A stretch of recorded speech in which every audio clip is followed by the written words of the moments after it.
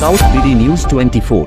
পরিবেশের ভারসাম্য রক্ষায় 20 সেপ্টেম্বর শুক্রবার সকাল 9:30টায় পটুয়াখালী সদর উপজেলাধীন কমলাপুর ইউনিয়নের ইউনিয়ন পরিষদ কমপ্লেক্সে আমরা কমলাপুরের সন্তান আকসের আয়োজনে তালবীজ বপন কর্মসূচি পালন করা হয়।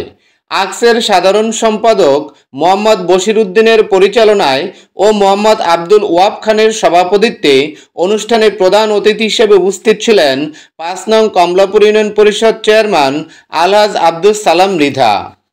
বিশেষ অতিথি হিসেবে উপস্থিত ছিলেন আকসের উপদেষ্টা আলহাজ মোহাম্মদ ফজলুল করিম খান ও আলহাজ আব্দুল খালেক মিয়া।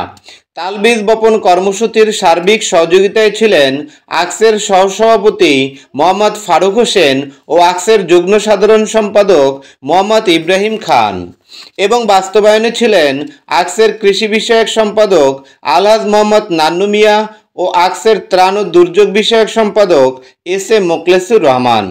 অনুষ্ঠানে বক্তারা বলেন, আমাদের পরিবেশ ধীরে ধীরে তার ভারসাম্য হারাচ্ছে। প্রতি বছর প্রায় আমাদের বিভিন্ন দুর্যোগ মোকাবেলা করে বেঁচে থাকতে হয়। এক্ষেত্রে পরিবেশের ভারসাম্য রক্ষায় তাল গাছ একটি বিরাট ভূমিকা পালন করতে পারে। Mohammad Farid Uddin, desk report, south BD news 24।